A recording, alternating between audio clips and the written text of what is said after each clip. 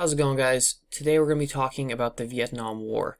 Now, you'll learn a lot more about the Vietnam War next year in U.S. history, so this will be a general overview of the events of the Vietnam War, so don't worry, there's obviously much more to it, and you'll learn much more about it next year, but I do want to give you guys a little bit of information about it so that you understand how much of a role it played in the Cold War, especially in Asia. Okay, so let's go ahead and get started. Now, our goals for today are to kind of understand how the Vietnam War kind of stands in as a sort of microcosm for the entire Cold War, okay? Beyond that, we'll see how the Vietnam War kind of represented a failure of understanding on both sides. Our perspective, or the U.S. perspective on the Vietnam War, versus the Vietnamese perspective versus the Soviet perspective, they were all different. And I think that's what led ultimately to the horrifying events of the Vietnam War, was that there were so many different views on it, and no one really could see eye to eye. All right, so let's get started. So, we're going to pick up our look at the Vietnam War in the end of World War II. So, during World War II, Vietnam was controlled by the Japanese. Previously, it had been controlled by the French, and before that even, it was controlled by the Chinese. So the land of Vietnam had always been kind of passed around because of its great location and high-quality resources. After World War II ends and the Japanese are kicked out of Vietnam, the French resume their control of Vietnam for about 9 more years. However, as we'll see, the French were increasingly unpopular as leaders, as most colonial leaders were in the post-World War II world. The French were not liked by most Vietnamese. The Vietnamese wanted their independence. And then some Vietnamese factions started to break out and started to support the idea of independence. One of the most famous, and probably the most important, was Ho Chi Minh, seen here, who was a communist leader who wanted to unify Vietnam and create an independent state. Eventually, after 8 years of fighting, the French lost heavily at the Battle of Dien Bien Phu and surrendered to the French government, surrendered to Ho Chi Minh and the Vietnamese, okay, as the French are wont to do. Now, when this happened, the U.S. viewed this as another part of the domino theory, and they wanted to get involved because of this idea of containment, which we talked about last week, right? The idea was that if one country falls to communism, then the next will fall, so the U.S. has to contain communism where it currently is. Here we see a monument to Ho Chi Minh in what is now called Ho Chi Minh City. It used to be called Saigon, although most Vietnamese people in the U.S. would still call it Saigon. So eventually war breaks out in Vietnam. Like I mentioned, the U.S. was scared of the spread of communism, and so they wanted to prevent Vietnam from falling to communism. If you guys think back to China and Korea, the presidents who were in charge, mostly Truman during that time, were criticized really heavily for having quote-unquote lost those countries to communism. And so the U.S. was not willing to let another country fall to communism because that would make it seem like they were losing the Cold War. Now, President Eisenhower, who was president at the time in 1954, actually didn't really do much right away. He could have went in and supported the French when they were about to lose to Vietnam. He chose not to for a variety of reasons. But then later on, other U.S. presidents would decide that they need to do something in Vietnam. Okay? So, and again, just a quick reminder of the domino theory. If one country fell to communism, then all the countries around it would also fall. So, after 1954, once the French were defeated, Vietnam was divided into 2 countries, North Vietnam and South Vietnam. This was done under the United Nations.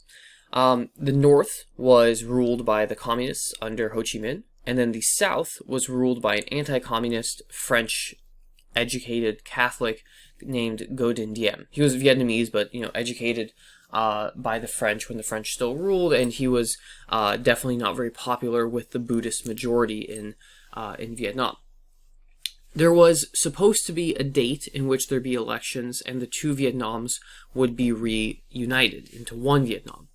However, Ngo Dinh Diem realized that he would lose that election heavily. Ho Chi Minh was much, much more popular, not just in the north, but really in the south as well, to a large degree. Ngo Dinh Diem was autocratic. He kind of hoarded all the country's wealth for him and his family, and the Buddhist majority was persecuted heavily under his rule. So he pulls out of the elections, eventually leading to what was essentially a civil war between North and South Vietnam.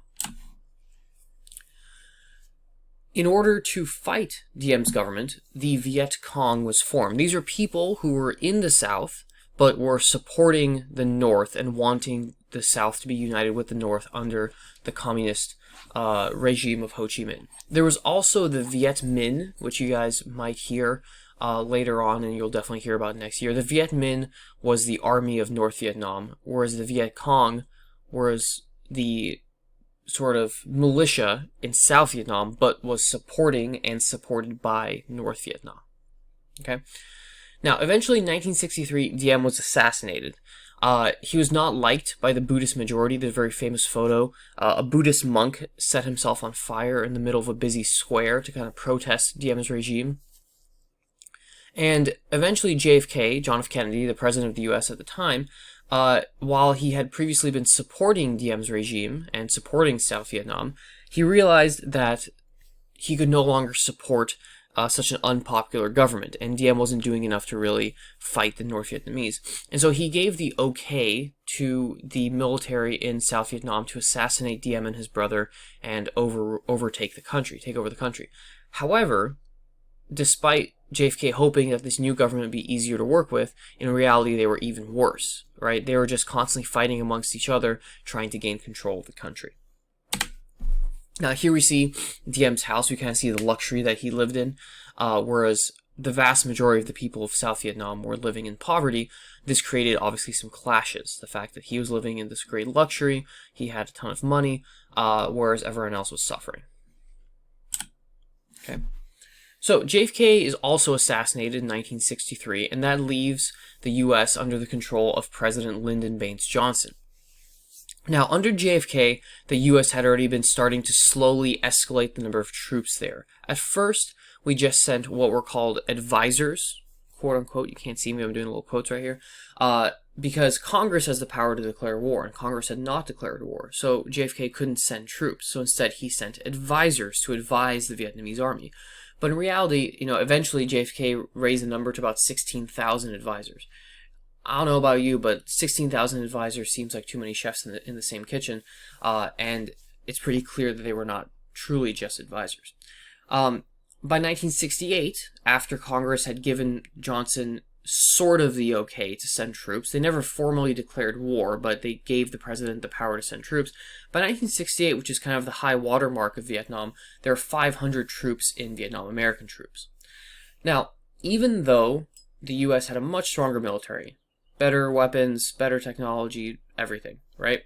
The U.S. could have won this war. However, this war was a part of the Cold War, and a big part of the Cold War is the U.S. not wanting to start World War III. And so essentially, most of the U.S. troops were all fighting South Vietnam. In North Vietnam, the U.S. didn't send any troops. Really, they were just bombing North Vietnam. And while the bombing did major damage, it didn't actually conquer or control North Vietnam. Secondly, the South Vietnamese, the Viet Cong and the Viet Minh and everyone supported by the North, they used guerrilla warfare, which is a style of warfare in which it's non-conventional, right? You're not wearing a uniform so the U.S. knows who they're fighting. You're dressed up as who you are, a farmer or whatever, and then you'll launch sneak attacks and ambushes and stuff like that. They're also fighting in the jungle, which presents another set of obstacles and challenges. So the guerrilla warfare was very difficult for the U.S. The U.S. was still a conventional army. We had uniforms. We were fighting, not in a guerrilla style necessarily. And so, we were fighting a battle that was much more difficult for us than it was for them. On the flip side, or I guess in addition to that, we were also defending an unpopular government, right? The people of South Vietnam were not happy with the South Vietnamese government, and yet we were supporting them. And so, in doing so, we were really kind of up against it in two regards. And finally, not necessarily listed here, but like I said, we couldn't send our full military force, because if we invaded North Vietnam, then potentially what happened in Korea, which was China getting involved, would have happened again, and World War III could have started. And so we were kind of limited in how much we could do, but we didn't want to lose this war. So we're really stuck in this situation in which the US didn't really have a way out. We see some famous photos. This is a very famous photo. This is a South Vietnamese general, the guy holding the gun. And then this is someone who was accused of being a member of the Viet Cong. He may as well have been, but the fact is that he, instead of being given a trial or being sent to prison or whatever, he was just executed on the street in front of a camera. This image made its way around the world and really led to a lot of anti-Vietnam War protests. Like I said, eventually the Vietnam War became very, very unpopular, both at home and across the world. President Nixon, who was now in power, basically pledged to withdraw troops in 1969. And he had this plan called Vietnamization, which would gradually pull US troops out of South Vietnam and leave the South Vietnamese to fight the war for themselves. Now, behind the scenes, as was later revealed in this kind of stash of secret papers called the Pentagon Papers that were leaked, Nixon, while saying this publicly, was actually sending more troops, but also bombing large portions of not just Vietnam, but Cambodia, which was a neighbor, and Laos, neighboring countries, in order to try and stop the spread of supplies along the Ho Chi Minh Trail, which is the kind of alleyway of trails that the North Vietnamese used to supply the South Vietnamese, the Viet Cong in South Vietnam. Eventually, though, he did pull out American troops, and by 1975, U.S. troops were gone, but the North Vietnamese then just reinvaded South Vietnam, captured South Vietnam, and unified Vietnam into one country, as it still is today under a communist regime, although its level of communism, I would argue, has diminished since then. Here we see some famous protest photos, right? The Vietnam War coincided with the hippie movement or the counterculture movement in the U.S., and so those two really have a lot to do with each other. Along with the Vietnamese, we also have Cambodia being entangled in this Cold War conundrum, if you will. At the end of the Vietnamese, the war in Vietnam, Cambodia also fell to communism under this regime called the Khmer Rouge, led by Pol Pot. Now, if you look at it just statistically, Pol Pot was potentially the worst dictator in human history. Upwards of 25 to even more. I mean, statistics are hard to come by, exact statistics, but on conservative side, 25% of the country was killed by purges under Pol Pot. Obviously, the numbers are smaller because it's a smaller country, but 25% is an incredible number. And after Vietnam was unified by the North Vietnamese came down to South Vietnam and placed anyone who supported the South Vietnamese or the Americans into quote-unquote re-education camps, which killed many people, tortured many people, and many people started to leave Vietnam. So a vast majority of the Vietnamese population in the United States, especially in the Bay Area where we live, primarily during this time period of late 70s, and most of these people actually fled Vietnam in essentially not really homemade boats, but cheap, very dangerous boats trying to make it to a neighboring country, and then eventually being taken to the U.S. for asylum. Here we see a photo of Pol Pot, the dictator in Cambodia, and then one of the mass graves that was uncovered in Cambodia after the end of his regime. Alright, so that's it for this section here. What I'd like you guys to do is explain how the conflict in Vietnam illustrated or showed Cold War tensions. So in your Google Doc, about a paragraph, go ahead and write down, using information from this lecture, how did the conflict in Vietnam illustrate Cold War tensions? Alright, so go ahead and do that, and then go ahead and watch part 2.